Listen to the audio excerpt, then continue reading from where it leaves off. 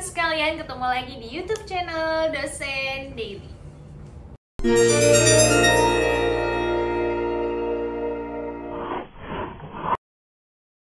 Assalamualaikum warahmatullahi wabarakatuh. Sampai ketemu lagi kita di episode berikutnya. Masih seputar perdosenan, cerita-cerita kita, sharing-sharing kita tentang perdosenan dan perkuliahan. Karena banyak banget komentar atau pertanyaan DM yang masuk. Ada yang ke Instagram, ada yang komen di video YouTube. Itu pertanyaannya masih seputar dosen. Dan saya lihat sih kebanyakan memang calon dosen ya yang nanya ketimbang yang mahasiswa gitu. It's okay, nggak apa-apa, karena emang tujuan saya membuat YouTube channel ini memang lebih pengen sharing tentang dunia dosen, apalagi dari sisi saya sebagai dosen baru. Mungkin nggak tahu ya, bisa dibilang baru apa enggak, sebenarnya udah 8 tahunan juga, nggak kerasa udah 8 tahun jadi dosen. Ada beberapa teman yang nggak nyangka udah 8 tahun, tapi buat yang belum pernah atau baru kenal, mereka mungkin mikirnya saya masih dosen muda, dosen baru, padahal sih nggak semudah itu juga gitu.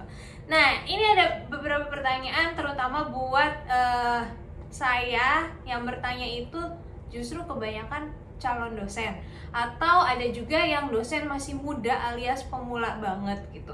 Ada memang mereka yang sudah keterima, tapi ternyata pas sudah keterima tuh kayak masih kaget, atau misalnya masih gimana sih caranya ngajar, apalagi mahasiswa sekarang ya bisa dibilang Gen Z gitu ya, bukan milenial lagi tapi sudah Gen Z, itu caranya harus berbeda gitu. Kalau saya lihat memperhatikan dari zaman saya kuliah itu beda banget gitu. Kalau dulu kita benar-benar harus memperhatikan, nggak berani tuh yang namanya tidur di kelas atau gimana. Nah sekarang tuh banyak banget mahasiswa yang ya kalau nggak menarik ya udah dia tinggalin deh kelas kita gitu. Nah di sini ada beberapa tips atau hal yang harus teman-teman calon dosen atau dosen pemula persiapkan sebelum mengajar di depan kelas gitu ya. Ini spesial banget karena mungkin dulu 2 tahun terakhir kebanyakan online. Nah ini udah mulai offline, udah mulai luring. Even kita misalnya masih hybrid pun gitu ya, pasti kebanyakan kita tuh kayak kaget gak sih udah 2 tahun kuliah di Zoom atau di Google Meet, tahu-tahu ketemu langsung mahasiswanya di kelas, pasti akan ada suasana yang berbeda. Saya pun awal kuliah pas mulai luring tuh kayak apalagi ya, jadi kayak mikir-mikir gitu, ada yang lupa gak sih kok kayaknya waktu di Zoom lebih ringkes gitu ya. Nah ini ada beberapa persiapan penting buat teman-teman calon dosen atau dosen muda sebelum kamu atau kalian mengajar di depan kelas ya. Yang pertama tentunya yang harus diperhatikan adalah materi ya. Materi masih, walaupun udah 7 tahun, 8 tahun, bahkan teman-teman saya yang dosen-dosen sudah senior pun itu kebanyakan masih harus mempersiapkan materi secara matang, harus mempersiapkan materi dan perkiraan akan muncul pertanyaan apa dari calon atau dari mahasiswa gitu ya. Jadi latihan, siapkan materi dengan baik. Karena apa? Karena kita nggak tahu pertanyaan yang akan muncul, apalagi mahasiswa Gen Z zaman sekarang yang kritis-kritis, itu pertanyaannya bisa aneh-aneh dan kita harus siap dengan segala macam jenis pertanyaan ya. Jadi yang paling penting adalah persiapkan materi dan tentunya latihan.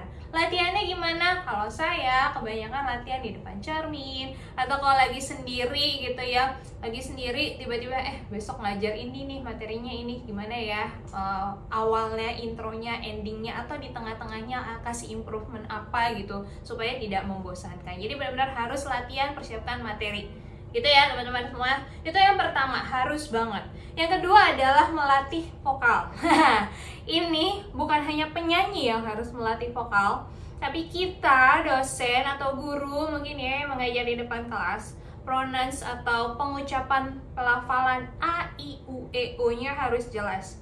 Sering banget saya merasa kayak saya kecepatan nggak ya ngajarnya atau ngomongnya. Kalau saya kecepatan atau saya ngomongnya kurang jelas, tolong ya diingatkan. Saya suka bicara seperti itu ke mahasiswa di kelas. Jadi melatih A, I, U, E, O atau pelafalan, apalagi kalimat-kalimat atau kata-kata yang mungkin tidak familiar ya, bukan sehari-hari digunakan, istilah-istilah ilmiah yang mungkin mahasiswa jarang mendengarkan, itu harus jelas banget, clear banget supaya mahasiswa paham gitu. Kalau enggak ya udah satu kalimat atau satu kata mereka nggak ngerti, nggak jelas, ya udah mereka mah bodo amat gitu ya. Jadi pelafalan harus A, I, O, E, O-nya harus jelas, bukan hanya bahasa Inggris, bahasa Indonesia pun harus seperti itu. Jadi melatih pelafalan atau pengucapan supaya lebih jelas terdengar oleh mahasiswa.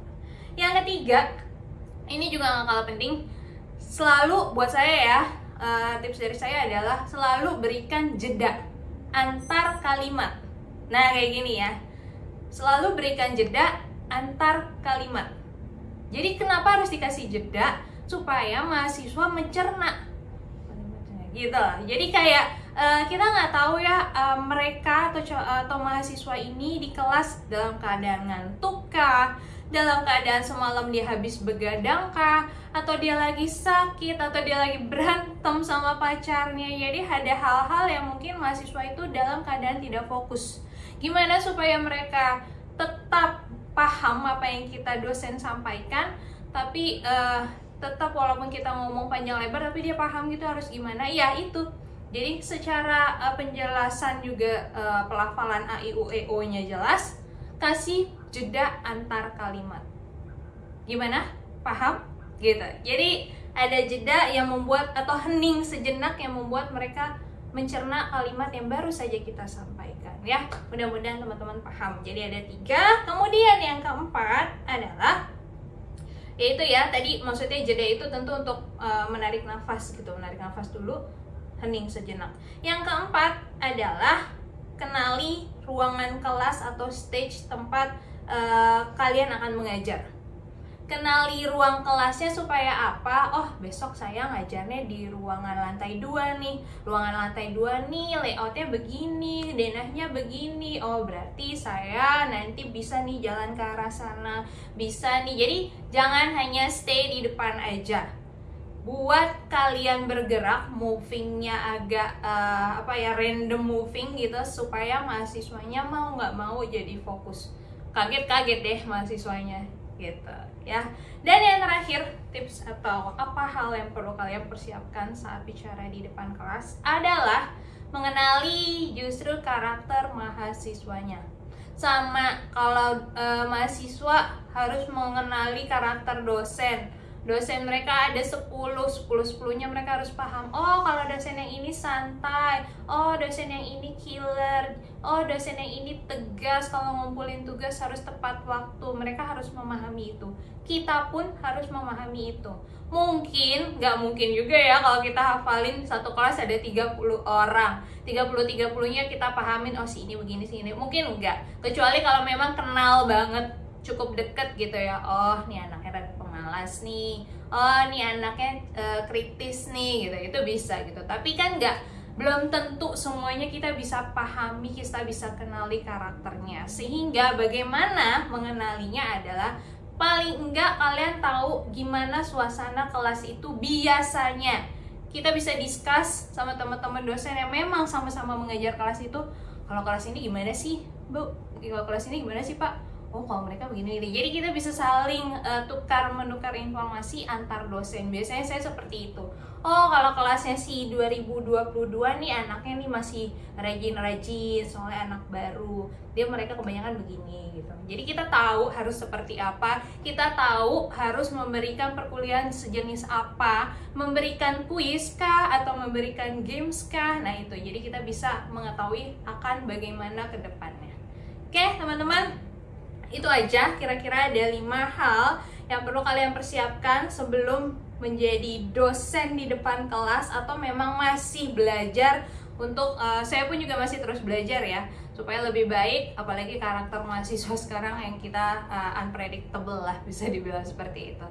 Ya, mudah-mudahan bermanfaat. Semangat terus buat dosen-dosen muda. Jangan mudah menyerah, jangan cuman mau ya udah ngajar that's it, selesai. Kita harus improve tiap hari, setiap waktu, supaya apa? Supaya terus berkembang tentunya. Oke, jangan lupa di like, comment, dan subscribe YouTube channel Dosen Daily. Kalau mau nanya-nanya, please banget, tapi jangan nanya masalah linear terus, karena saya pun juga sudah cukup jengah menjawab, Kak, kalau saya S1-nya ini, S2-nya ini cocok apa nggak jadi dosen?